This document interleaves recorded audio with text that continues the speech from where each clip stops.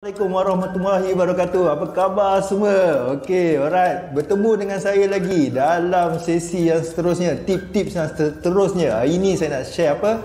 10 belanja yang tak dibenarkan dalam cukai. Okey, 10 belanja ni sebenarnya sangat sensitif, tapi apa yang saya nak terangkan ini adalah berdasarkan pengalaman saya dengan klien, dengan beberapa kawan saya yang saya nampak ini antara 10 yang biasa dilakukan oleh orang luar. Okey, apakah 10 tu? Okey, 10 Okey, saya minta anda take note Okey, yang pertama, pembelanjaan tersebut merupakan pembelanjaan yang tidak beri kesan pada pendapatan perniagaan anda.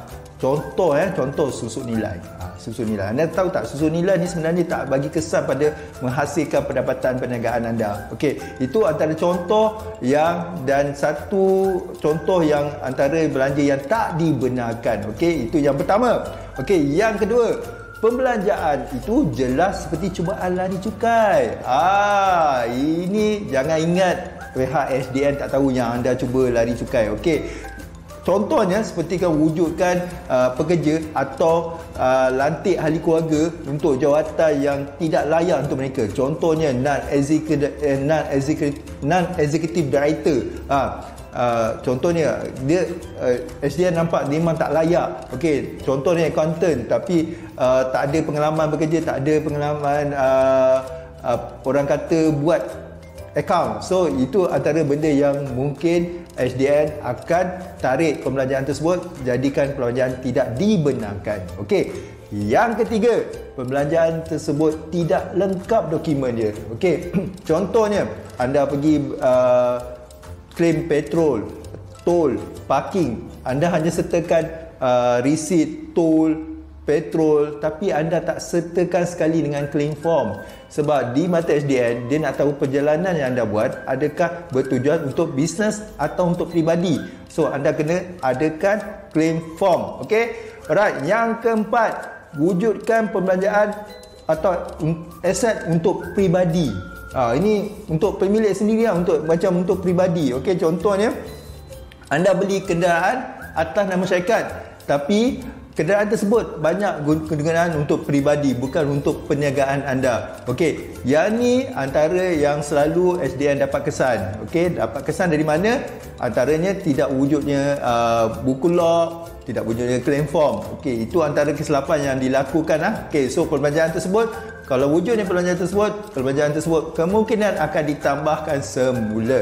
Okey, dan empat, yang kelima adalah pembelanjaan dibuat tidak logik mengikut nature of business dia atau perniagaan tersebut, perniagaan yang dilakukan. Okey, contohnya anda beli mesin forklift atau jentolak untuk klinik gigi. Okey, anda buat klinik gigi ni, tapi anda pergi beli jentolak, anda pergi beli mesin forklift. Okey, apa kaitan mesin forklift dengan perniagaan klinik gigi tersebut? Adakah nak gunakan forklift tu untuk tarik gigi anda? Okey, itu antara pembelanjaan yang tak dibenarkan. Okey, yang kelima dah. Yang keenam sekarang adalah pembelanjaan tersebut nampak macam untuk kepentingan peribadi pemilik sendiri. Contohnya, anda pergi kelas motivasi, tapi anda tak bawa staf-staf anda hanya pergi sendiri. Okey, nak meningkatkan diri kita ni pemilik, kita nak tingkatkan motivasi diri, tapi kita tak bawa staf kita. Itu nampak pembelanjaan tersebut sebenarnya lebih pada kepentingan pemilik tersebut. Okey, so belanja tersebut tidak dibenarkan. Dan satu lagi sebab, contoh tadi adalah dia tidak menghasilkan pendapatan untuk perniagaan tersebut sebab motivasi saja. Okey, yang ketujuh, kerugian atas kesilapan pengurusan syarikat.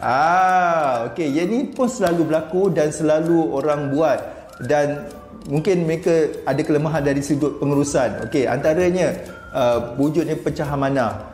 Kedua, wujudnya kerugian dari hutang lapuk atau hutang yang tak dapat dituntut. Okey, kerugian hutang lapuk ni, kalau anda tak ada mengikut apa yang sepatutnya anda lakukan, kemungkinan kerugian tersebut adalah belanja tak dibenarkan. Anda kena tahu cara nak tuntut. Yang kedua, yang macam tadi yang saya cakap seterusnya, pecah mana. Kalau pecah mana, memang kerugian tersebut belanja yang tak dibenarkan. Okey, alright. Yang ke-8, pembelanjaan kompaun dan penalti. Ini memang confirm tak boleh nak buat apa, memang akan ditambahkan semula. Okey, so pembelanjaan yang melibatkan bayar kompaun dan penalti tak dibenarkan. Okey, macam mana pun, contohnya kompaun dan penalti kan, penalti berkaitan dengan SDM, penalti yang berkaitan dengan SP, berkaitan penalti tentang SOSO ke, segala jenis penalti tak dibenarkan. Okey, yang ke-9, pembelanjaan untuk derma atau orang kata pemberian kepada institusi atau organisasi yang tak dibenarkan. Okey, contoh anda bagi derma kan, anda bagi pada masjid yang tapi tak dapat orang kata kebenaran dari Jabatan Dasar Lembaga Hasil Dalam Negeri atau dari KDN. Okey, so ataupun anda bagi derma yang timah tak dibenarkan oleh Kementerian Dalam Negeri. Okey, so itu semua memang kena tambah semula. Okey, alright. Yang ke-10, pembelanjaan yang tidak punya bukti fizikal. Ini pun memang tak logik. Contoh orang kata pembelanjaan ni memang tak logik ada. Contoh anda wujudkan staff refreshment atau staff welfare, tapi anda tak ada staff, tak wujud gaji kat situ. Okey, macam mana ada buat staff welfare tapi tak ada pembelanjaan untuk staff tersebut. Okey, tak ada pembelanjaan gaji staff. Okey, so itu antara 10 yang saya nak share dengan anda dan 10 yang biasa saya jumpa kesilapan yang dilakukan oleh pemilik syarikat atau peniaga di luar. Okey, untuk mereka yang dengar sesi saya ni, saya mohon pada anda jangan lakukan perkara 10 ini. Kalau boleh anda elakkan. Okey, sebaik-baiknya anda elakkan.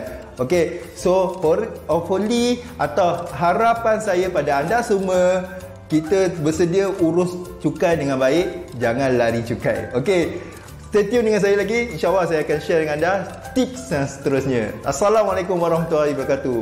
Bye.